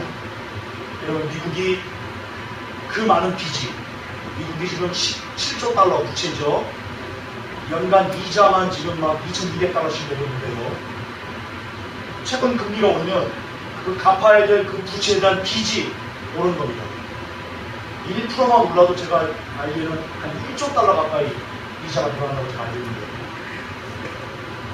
근데 이렇게 미국이 FRB가 채권을 사주지 않으면, 이거 이해 못 하시는구나. 합시다. 시간이 가도록 합시다. 다 뽑고 가야지. 자, 미국의 채권 가격이요, 수요가 없기 때문에, 공급은 많은데 수요가 없기 때문에 미국 채권 가격이 똥이 된다, 하락한다. 이건 아시죠? 이건 이해되시죠? 자, 그러면 미국 채권 가격이 하락하면 금리는 왜 뛰냐? 금리는 왜 오르냐? 가격이 하락하는데. 자, 아까 말씀드렸듯이 이 미국 채권은요, 상품입니다. 상품. 누군가 사줘야 됩니다. 그러니까 대출받는 건데요. 채권 가격이 하락했다는 것은, 값어치가 없다는 것은, 쉽게 말해서 살려는 사람들이 없다는 겁니다. 가격이 하락했다는 것은 수요가 없는 거니까 살려는 사람이 없는 겁니다. 미국 채권을 사람들이 안 사요. 미국이 발행해도 야, 우리 채권 좀 사줘라고 해도요, 사람들이 안 사는 거예요. 왜 안 사겠어요? 그게 위험하다고 판단하거나 그게 좀 안 좋다고 판단하거나 인식이 안 좋은 거예요. 그러니까 미국 국채를 안 사는 거거든요. 그러면 이 팔려는 사람은 어떻게 하겠어요? 그쵸, 이자를 많이 주는 거예요. 야, 이자 많이 줄게 좀 사줘. 이러는 겁니다. 이게 굽실거리는 겁니다. 야, 제발 좀 사줘. 우리 좀 죽겠어, 지금. 마치 신용이 나쁜 사람이 1금융권에서 안 되니까 가서 막 비비는 겁니다. 나 이자 많이 줄게요. 안 돼요. 그러면 러시안 캐시 가세요. 그러면 연 막 400%, 500%막 하는 걸 막 받아가지고요. 그런 거 받을 수밖에 없는 거예요. 신용이 나쁘니까. 여러분, 그거랑 똑같습니다. 조금도 다르지 않습니다. 채권 가격이 하락한다는 것은요, 채권의 그 상품 가치가 떨어진다는 거고요. 상품 가치가 떨어지는 것을 다른 사람들에게 팔기 위해서는 그만큼의 위험 프리미엄을 붙여서 팔을 수밖에 없는 겁니다. 그렇기 때문에 채권 금리는요, 오를 수밖에 없는 겁니다. 너 예전에 그거 2% 받았어? 안 돼. 너 5% 줘. 그래, 내가 사줄게. 5% 안 되니까 내가 7% 줘. 내가 그래야 니네가 살래. 야, 그것도 없이 니네 미국 달러 어떻게 사? 그런 쓰레기 같은 것을. 그럼 위험 부담은 내가 감수해야지. 그렇게 시세 차이를 남겨야지 내가 투자할 맛이, 투기할 맛이 나지. 라고 하는 겁니다. 그래서 이 연준이 이 국채를 그만 사면, 양적완화를 종료하면 미국의 채권 국채 가격은 완전 가격이 다운되고요. 국채 가격이 다운되면 역시 위험 자산으로 분류되기 때문에 금리가 껑충 뛰는 거예요. 그런데 미국의 이 대출 금리는요, 이 채권 금리에 연동이 되어 있습니다. 따라서 미국이 가지고 있는 부채가 지금 17조 달러인데 그것만 해도 매년 지금 2,200달러씩 이자를 내고 있는데요. 미국 국채 가격이 하락하면서 국채 금리가 오르면요, 같이 미국이 갖고 있는 그 부채에 대한 이자에 대한 그 금리도 올라서요, 이자를 더 많이 내게 됩니다. 그러면 미국은요, 세금을 걷어들여서요, 그걸로 이자 갚다가 그냥 파산합니다. 국적 완화가 종료되면 이런 현상이 나타납니다. 이게 현실. 이게 정확한 팩트인 거죠. 자, 그럼 거기서 끝나냐? 그러지 않습니다. 여러분, 지금 전 세계 채권 시스템은요, 미국을 중심으로 돌아가고 있습니다. 전 세계 돌아다니는 채권의 90% 이상을요, 그 미국에 있는 은행, 어딥니까? 은행들, 많잖아요. 뱅크 오브 아메리카도 있고, 시티은행도 있고, 이런 은행들이 다 주로 하고 있습니다. 핸들링 하고 있습니다. 따라서 미국의 채권이 터진다, 미국 국채가 터진다, 이자율이 상승한다, 그러면 이 미국이 중심이 된, 여기 보면 전 세계 채권 시스템도요, 동반 붕괴합니다. 전 세계 채권 시스템이 붕괴한답니다. 세계 경제가 남아날 것 같습니까? 남아날 수 없습니다. 세계 경제는 그냥 붕괴입니다. 따라서 양적 완화 종료가요, 그게 쉬운 문제는 아닙니다. 세계 경제를 한순간에 끝장낼 수 있는 어마어마한 가공한 핵폭탄을 갖고 있는 문제입니다. 이게 쉽게 할 수 있는 문제입니다. 네, 세계 경제의 명운이 FRB의 양적 완화에 달렸다고 봐도 크게 무리는 않을 것입니다. 즉, 양적 완화란 백과사전에 있는 것처럼 경기 부양을 위한 특단의 대책이 아니라 경제 시스템을요, 세계 경제 시스템을요, 뉴월드가 원하는 시점에 붕괴하려고 이용하는 수단, 그 이상도 그 이하도 아닌, 합시다, 허접, 그 자체인 것입니다. 이해가 편하죠? 허접. 이런 단어가 들어가니까. 우리 고상한 척 하지 맙시다. 그냥 우리 평소 하는 것처럼 얘기합시다. 평소의 언어로 얘기합시다. 허접. 자, 그런데 이 양적 완화는 거품을 일으키는 건데 왜 FRB는 양적 완화를 할 수밖에 없었을까요? 그 원인이 화폐 전쟁 3편에 나옵니다. 자, 2008년 9월 18일 오후 2시 세계 금융 시스템이 완전히 붕괴했습니다. 자, 이게 화폐 전쟁 3편에 나오는 내용인데요. 미국 민주당의 폴 켄조스키 의원이요, 2009년 2월 C-SPAN TV에서요, 아주 놀라운 사실을 폭로했습니다. 무슨 사실을 폭로했냐면요, 9월 18일 목요일 오전 11시에요. 이때가 9월 18일 목요일이 어떤 날이냐면요, 리먼 브라더스 사태가 일어나고 3일 후입니다. 리먼 사태가 일어난 3일 후에 어떤 일이 미국 시장에서 있었냐면요. 하루 안에요. 5,500억 달러의 자금이요. 한두 시간 안에 인출이 됐어요. 5,500억 달러. 리먼 사태 일어나고 3일 후에 거의 뱅크런 수준입니다. 은행이 제일 두려워하는 것이 바로 뱅크런입니다. 돈 빼가는 거. 그게 하루 한두 시간 만에 일이 일어나요. 5,500억. 그래서요. 재무부가요. 놀랐어요. 즉각 구제금융주를 실시하고요. 1,050억 달러를 투입해서요. 미친 듯이 빠져나가는 달러를 막으려고 시도했습니다. 그러나 무의미한 조치였습니다. 인터넷 뱅킹에서 대대적인 뱅크런이 계속해서 일어나고 있었기 때문입니다. 그래서 재무부가 뭘 했냐면요. 즉각적으로 모든 거래를 중지했답니다. 책이 나온 얘기. 아니, 책이 나온 얘기. 이분이, 이 상원 누굽니까? 민주당 폴 캔저스키 의원이요. TV에서 얘기한 거. 재무부가 뭘 했냐? 모든 금융거래를 중지해버렸다. 그리고는 계좌 동결하고요. 이 못 빼가는 겁니다. 금융거래 종료하고 계좌 동결하는데 돈 못 빼갑니다. 그렇게 해놓거든요. 그리고 국제금융 이 사람들한테 안심시켜주기 위해서요. 계좌당 25만 달러의 예금을 안전을 보장하겠습니다. 라고 발표를 했다. 그렇게 해서 어느 정도 불을 끌 수 있을 것 같아요. 안심시키고. 그리고 나서 양쪽하는 시작합니다. 이것 때문에 양쪽을 하지 않으면요 진퇴양난인 거예요. 얘네가 돈 다 빼가는데. 그래서 어쩔 수 없이 울며 겨자 먹기로 한 것이다. 최근 그렇게 설명합니다. 그러나 저는 이 리먼 사태가 의도적으로 벌어진 것이라는 것을 알고 있는 우리들은요, 이 측과는 다르게 해석합니다. 양적 완화를 하기 위해서 의도적으로 리먼을 만들었다라고 보기 옳습니다. 마진콜이라는 영화가 있습니다. 마진콜. 꼭 보십시오. 거기 보면 어떻게 미국인들이 의도적으로 이 리먼 브라더스 사태를 유도했는지 뉴월드가 정확히 알 수 있습니다. 그리고 제가 리먼 사태에 대해서는 여러 번 설교했기 때문에요. 이게 얼마나 조작되고 얼마나 이렇게 많은 이런 역학작이 있었는지 아실 겁니다. 예, 리먼 브라더스 사태는요 조작된 거예요. 일부러 그렇게 해서 세계 경제를 한순간에 망가뜨리기 위해서 진행을 한 겁니다.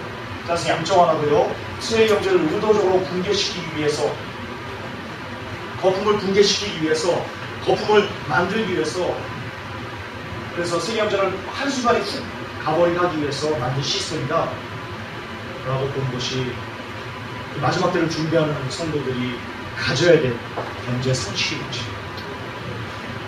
어쨌든 그렇게 됐습니다.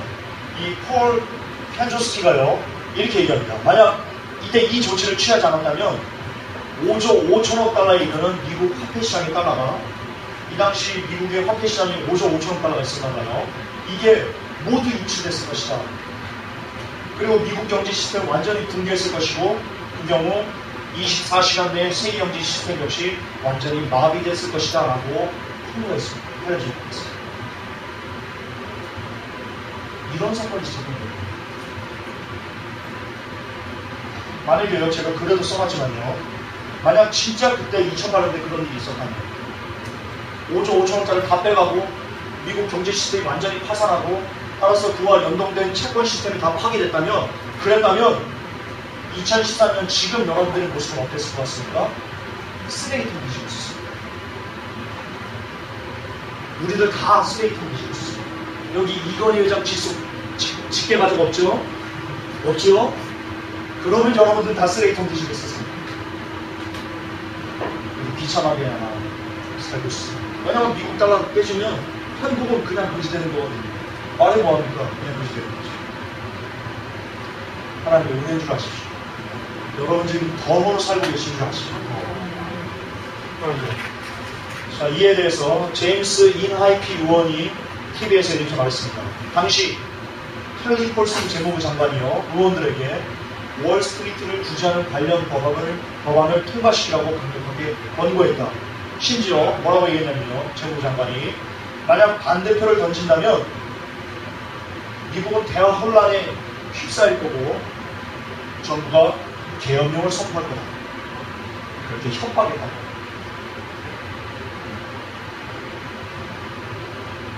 여러분 계엄령은요.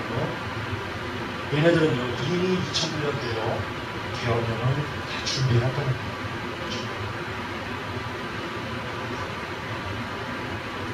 자, 우리가 주목할 것은 이것입니다. 달러의 위기가 오면 미국에는 계엄령이 선포되는 겁니다.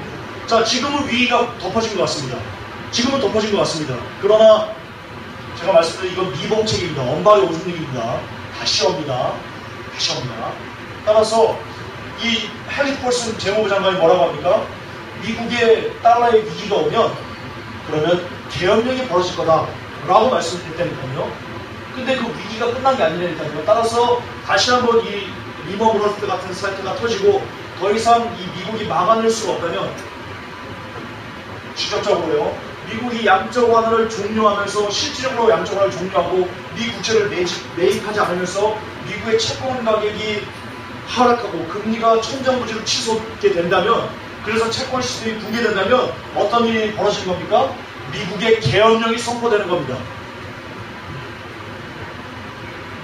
너무나 자연스러운 논리, 너무나 자연스러운.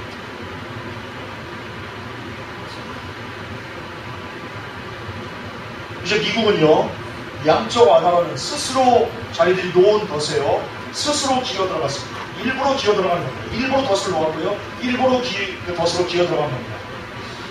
여기에 어떤 목적이 있는지 100%는 알 수 없습니다. 우리는 신이 아니니까요, 100% 알 수 없습니다. 그러나 이건 알 수 있습니다. 그 끝에는 계엄령이 있을 겁니다. 그 끝에는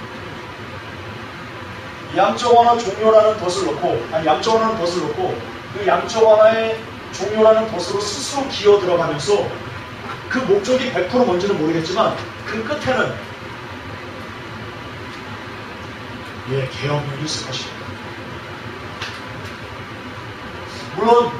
물론 이제 미국이 양적 완화를 종료한다고 하니 슬슬 폼을 잡고 있는데 실제로 양적 완화를 9월에 종료할지 내년에 종료할지는 잘 모르겠습니다. 할 수도 있고 안 할 수도 있고 그러죠. 걔네는 원래 말을 이렇게 뒤집었다 하는 왔다리 갔다 하는 게 잘 모르겠습니다. 그리고 실질적으로 양적 완화가 종료돼도 바로 직접적으로 계엄령이 일어나지 않을 수도 있습니다. 얘네가 그 안에 어떤 모종의 역할을 할 수도 있습니다. 그러나 하지만 그 끝은 계엄령입니다. 그 끝이 이거는 언제 일어날지는 모르죠. 양적 완화를 종료하고 1년 후에 일어날지 2년 후에 일어날지 아니면 그 다음 때에 일어날지 우리는 알 수 없습니다. 그러나 그 끝은 계엄령. 왜냐하면 그걸 이 헨리 폴슨 재무부 장관이 직접 자기 입으로 얘기했기 때문에.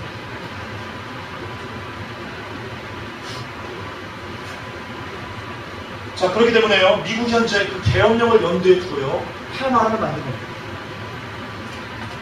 얘네는 미국 달러가 어떻게 이렇게 파괴될 것을 얘네는 알고 있어요. 누구나 다 알고 있죠. 일개 저도 알고 있는데, 이 사람들이 모르겠습니까? 알고 있죠. 그러니까 패망을 이렇게 만들었어요. 계엄령이 일어났을 때 사람들을 잔인하게 학살해서 그걸 묻으려고요. 그렇게 수백만 개의 반을 쌓은 겁니다. 그리고 코네티켓주 그 총기 사건을 일으켜가지고요, 의도적으로 총기 규제를 해서 시민들의 총기를 다 뺏는 겁니다. 이게 다 뭐냐? 다 뭐와 연관되어 있냐? 여러분, 다 달러분과 연관되어 있는 겁니다. 미국 경제 붕괴와 다 연관되어 있는 겁니다. 여러분, 그냥 보시면 안 됩니다.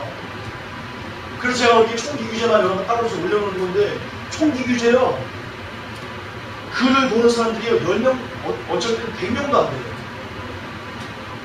20명, 30명. 뭘 뜻하는 겁니까? 여러분이 핵심을 못 짚고 있는 겁니다. 여러분이 정말 이 돌아가는 세상의 핵심을 맥을 짚고 있다면요, 총기 규제 기사가 올라오면요, 이렇게 두려워서라도 그걸 봐야 됩니다. 어떤 의미가 없습니다. 왜냐, 총기 규제의 마무리가 그게 우리가 이 달러 붕괴가 언제 일어날지를 이렇게 알 수 있는 시발점, 어떤 뭘까요? 이 잣대 기준? 그게 되어줄 수 있기 때문입니다. 미국의 계엄령이 언제 일어날 것인가, 세계 경제가 언제 붕괴로, 전 세계가 언제 대혼란으로 이끌 것인가를 이렇게 유추할 수 있는 그런 기준점으로 작용할 수 있기 때문입니다. 근데 안 봐요. 제가 안타까워 죽겠어요. 그리고 어떤 자극적인 거. 휴거가 지금인가 이런 거는 막 600회, 700회, 800회. 그럼 정신 차리셔야 돼요. 맥을 짚으셔야 돼요. 진짜 맥을 짚으셔야 돼요.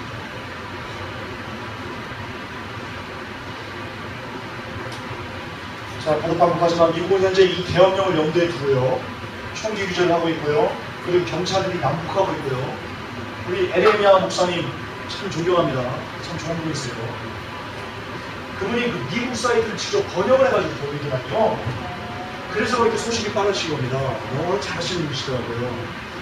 참 감사드리고요. 그분이 그 미국에서 그 음주운전 측정하면서 사람들 강제로 잡아가지고 막 피 뽑고, 그리고 한국인 막 그 죄도 없는 한국인 막 잡아다가 구타하고, 그리고 그 경찰 주인 옆에서 개가 달려든다 가지고 개를 막 총으로 내발사가서 막 죽이고 이런 것들, 지나치게 시민들을 억압하는 이런 현상들이요, 다시금 여러분 슬슬 식은 겁니다. 그때 계엄령 때 사람들에게 직접적으로 하려고요 시동 걸고 있는 거예요. 이런 기사들 정말 고급 황금 기사거든요. 정말 그분 귀한 일 하시는 거예요. 황금 기사. 근데 역시 그거 조회수가 50. 여러분 안 됩니다. 정신 차리셔야 됩니다. 그거 뭐 500회 1000회 나야 됩니다. 10kg를 보셔야 돼요. 맥을 잡으시면. 어쨌든 그런 걸 하는 겁니다. 그러면서 지금 뭐 스노든 사태를 비롯해가지고 시민들 감시하고 통제하고, 여러분 다 그 쇼입니다. 우리가 그 애셔론에 대해서 영상 봤지 않습니까? 스노든이 어디를 전화하는지, 뭘 메일을 보내는지, 내가 망명하길 원합니다. 그것을 제가 대사관 찾아가서 얘기했겠습니까? 이메일로 하거나 전화로 하거나 기타 뭘로 했겠지 않습니까? 망명 신청을. 그럼 망명 신청할 때 그 스노든을 직접 미국 정부가 잡으려고 했으면요, 그 이메일 보낼 때 혹은 어디 있는지를 그대로 위치 추적을 다 해가지고요, 인공위성으로 위치 추적을 그냥 다 해가지고요, 걔를 그냥 잡아다가 죽일 수 있었습니다. 지금 그러고 있어요, 스노든은? 일부러 더 스노든을 부추기고 있잖아요. 그건 의도적인 겁니다. 다 쇼하는 겁니다. 지금 눈 가리고 아웅하는 겁니다. 핵심을 잡으셔야 돼요. 걔네들이 그 스노든을 통해서 우리가 지금 전 세계를 사찰하고 있다는 것을 보여주는 의도가 있을 겁니다. 네, 드러내는 겁니다. 자신 있는 겁니다. 자신. 왜냐? 때가 이제 걔네들은요, 죄송하지만 6월도는요, 거칠 것이 없어요. 거칠 것이 없어요. 그래서 자, 이제 곧 그 실체가 드러날 것입니다. 양적완화하는 시스템 역시 곧 붕괴할 것이기 때문입니다. 자, 거의 다 됐습니다. 제가 아까 광고했듯이 1시간 20분, 30분 기록합니다. 5번을 끝나니까요, 조금만 더 집중해주세요. 자, 만약 2008년 그 위기를 우리가 막지 못했다면, 아니 그들이 막지 않았다면, 하나님께서 막아주지 않으셨다면, 하나님께서 유예하지 않으셨다면 어떤 일이 왔을까요? 중요합니다. 왜냐하면 이제 곧 우리에게 현주를 바치기로 얘기하기 때문에 우리의 미래 이렇습니다. 미국 금융시장이 붕괴한다. 주가가 폭락하고 채권 가격이 정신없이 떨어져 전국 금융기관들의 자금 거래는 완전히 멈추고 은행은 운영이 중단된다.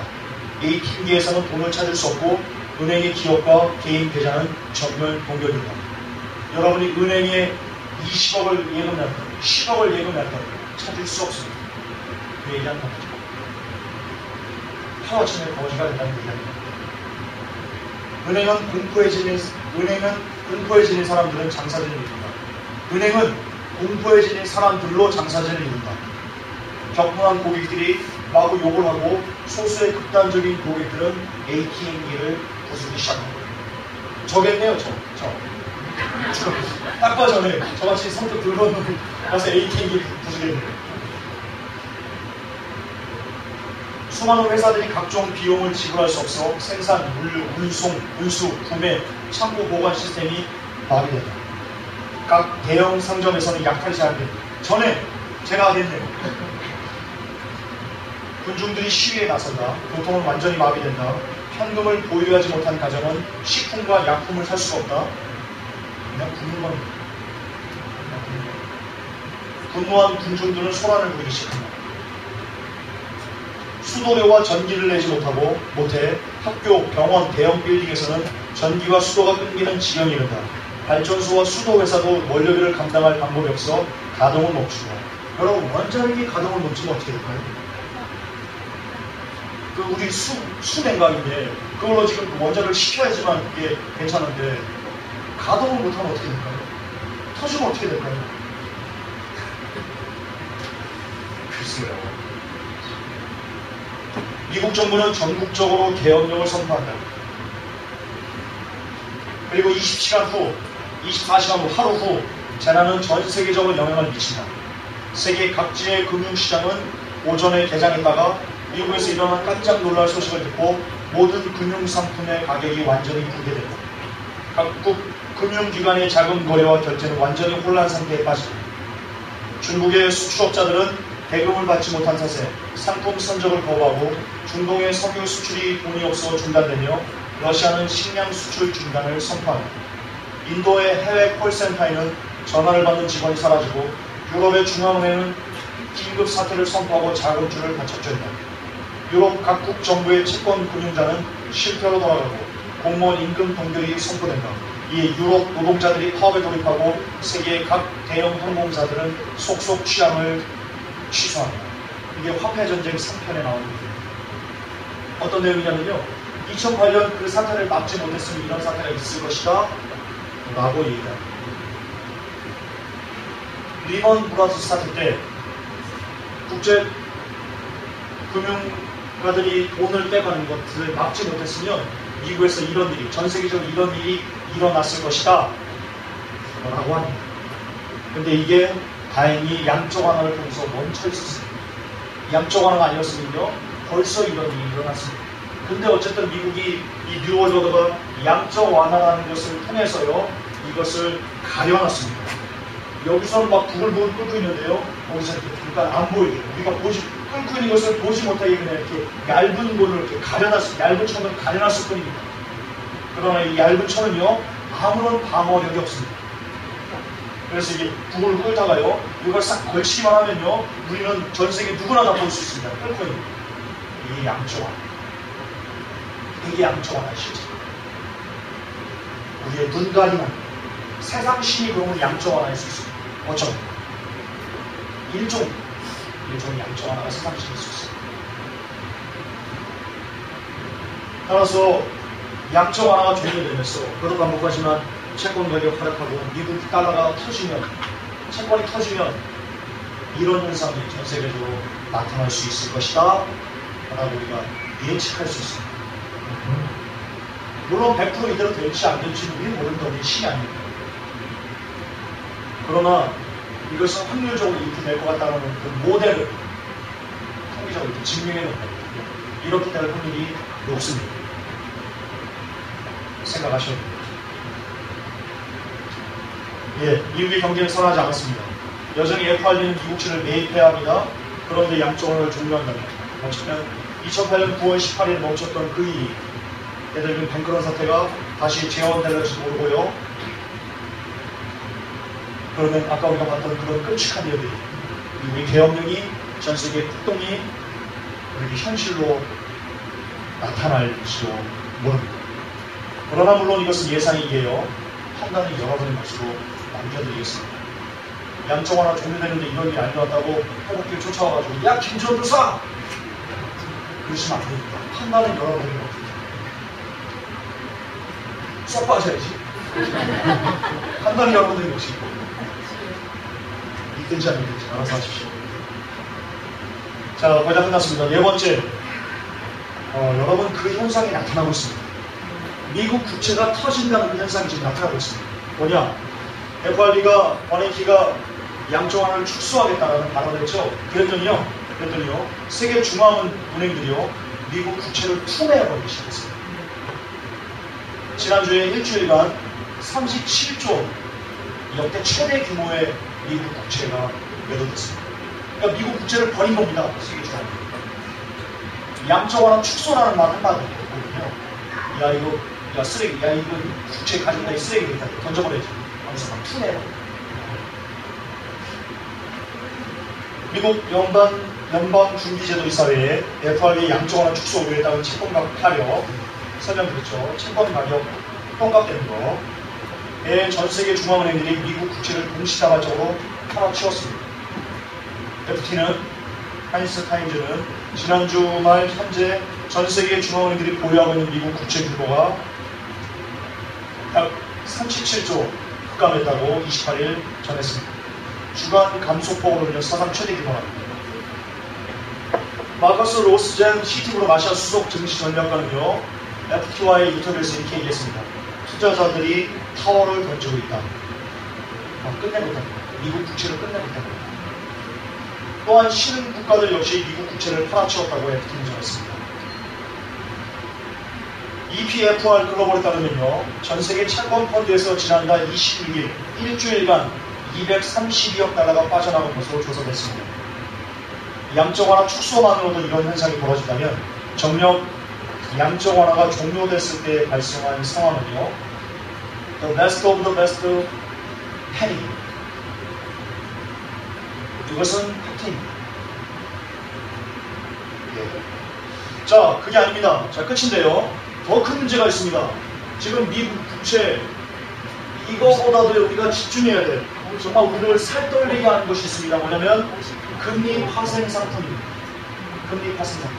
금리 파생 상품이 뭐냐면요, 금리가 오르고 내리는 거에 대해 가지고 그것을 베팅하는 겁니다.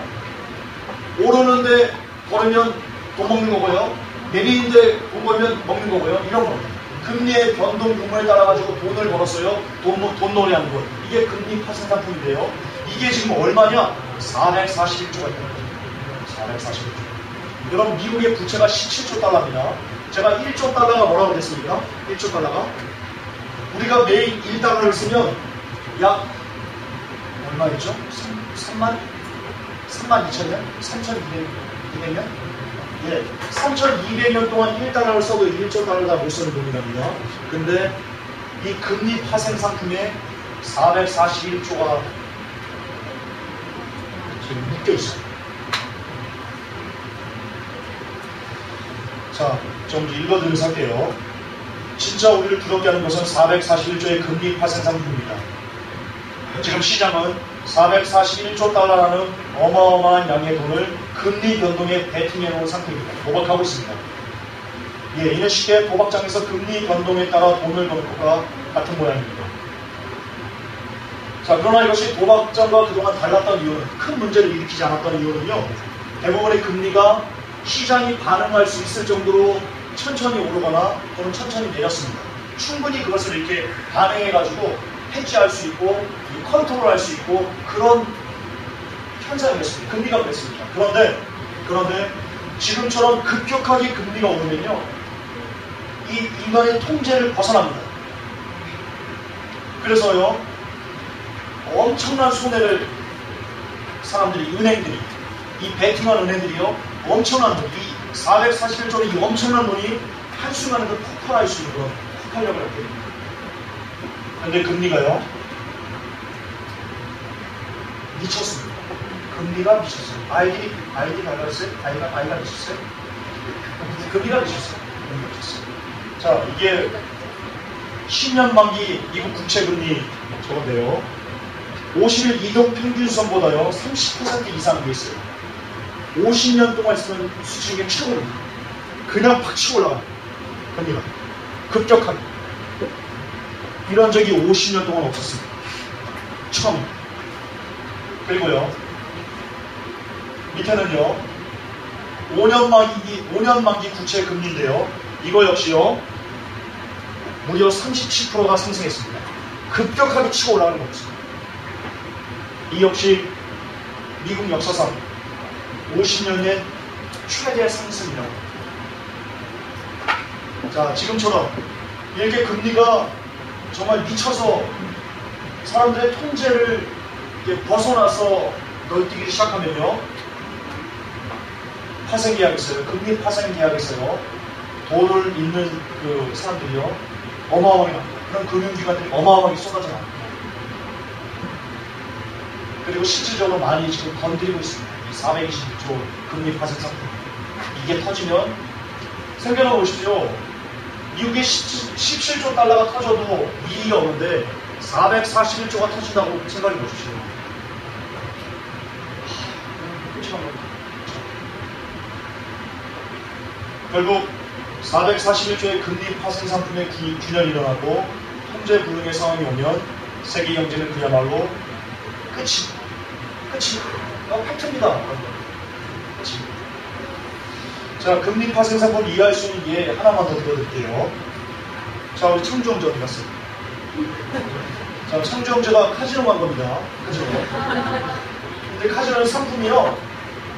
어떤 룰렛이나 이런 뭐 포커가 이런 게 아니고요. 금리입니다. 상품이 금리.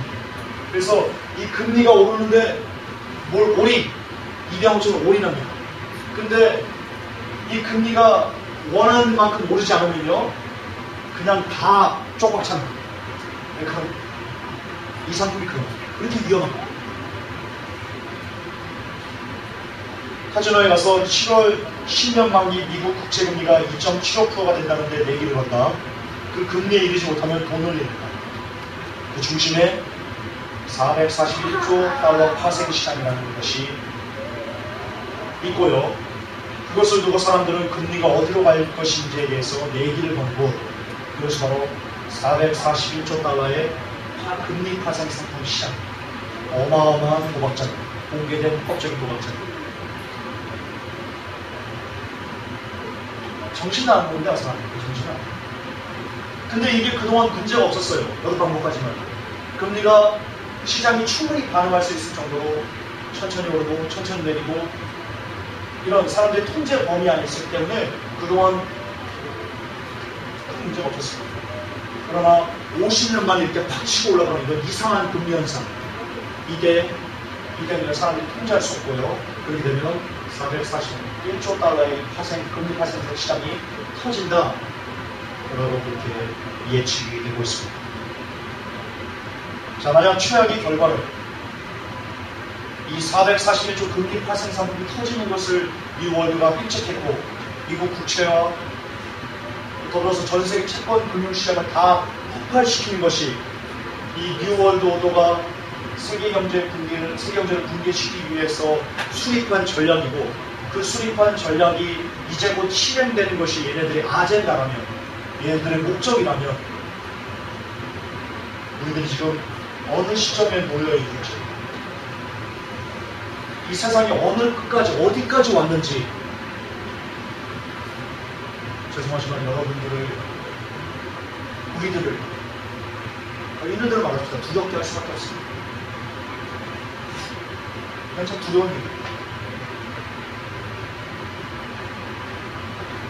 최악의 결과를 뉴월드가 작정했다면 우리는 이제 곧 전무후무한 세계 경제의 파멸을 경험하는 최초의 세대가, 제1세대가 될 것입니다. 그리고 세계 경제 붕괴의 그 신호탄은 뭐가 될 것이냐?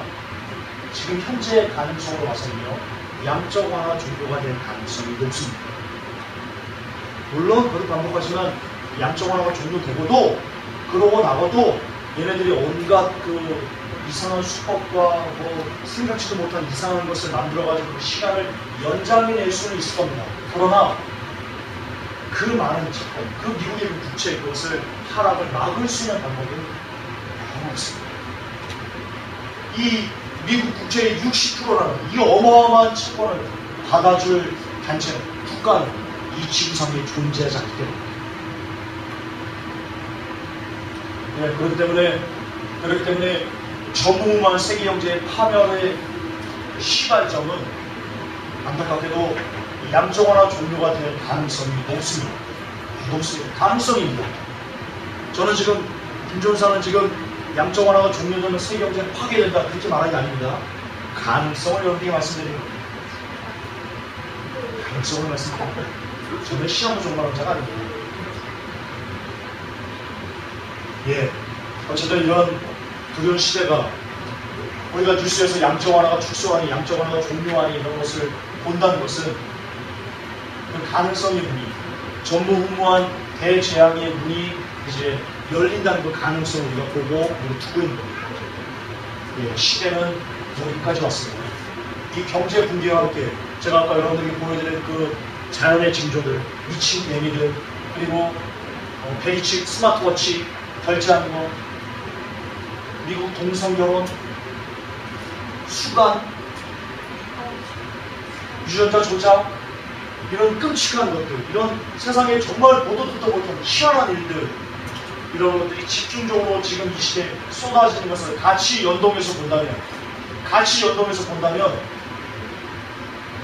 우리에게 과연 시간이 얼마나 남았는지, 너무나 적은 시간밖에 남지 않았다는 것을 우리가 피부로 느낄 수 있지 싶습니다. 이렇게 마지막이 다가왔는데, 이렇게 끝이 다가왔는데, 이것을 알아야 되는 성도들에게 마지막을 알아 뭐하냐? 마지막을 안다고 구원받냐? 징조한다고 구원받냐? 라고 말하는 것이 얼마나 악한 것인지 여러분들이 깨달아야 됩니다. 그리고 그렇게 말하는 분들은 회개하셔야 됩니다. 그건 미혹입니다. 그건 사랑의 미혹입니다.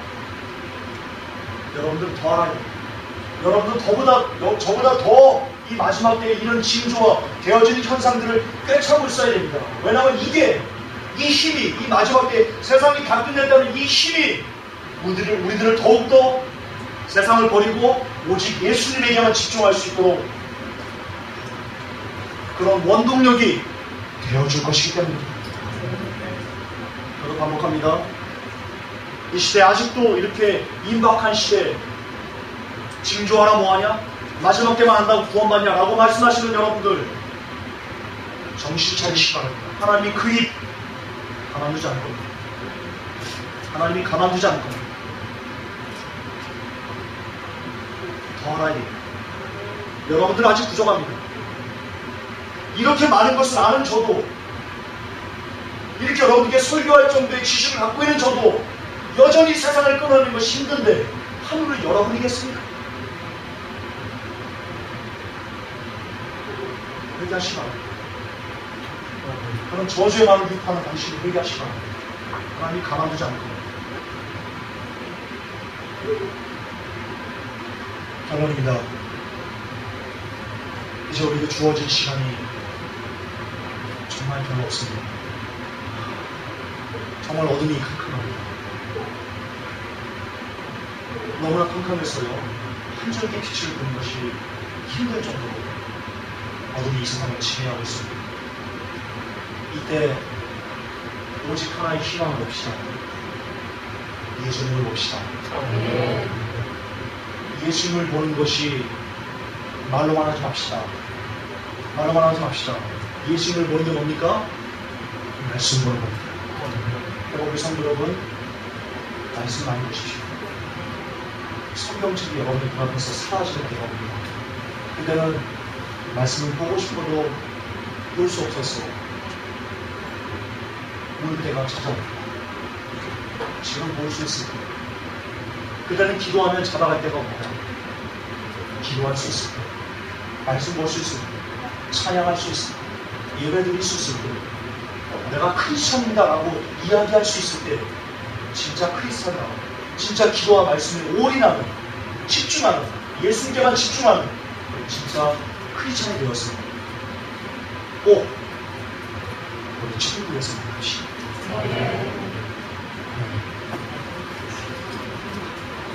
마지막에 정말 이렇게 가까웁니다.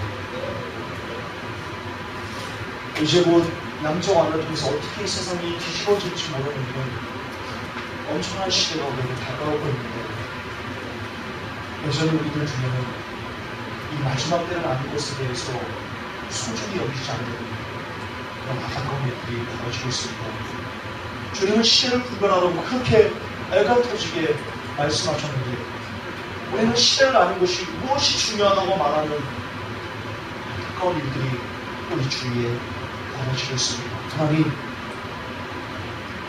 우리 유혹이 많고 그럴싸한 유혹들이 많은 이때 제발 우리들 오직 말씀과 기도에 집중하게 하셔서, 오직 어떤 목사님의 말이 아니고, 어떤 책의 말이 아니고, 어떤 누구의 환상과 예언 같은 것이 아니고 오직 말씀에만 뿌리 내려서 그 어떤 것도 우리들을 미혹하게 만들도록 우리 스스로 허락하지 않게 하옵소서.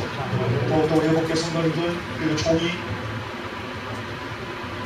기도와 말씀에 미친 자들이 되어서 정말로 마지막 때 주의 부르심을 입고 하나님의 나라에서 장치할 수 있는 영광을 얻게 해주시옵소서. 예수님의 이름으로 기도합니다.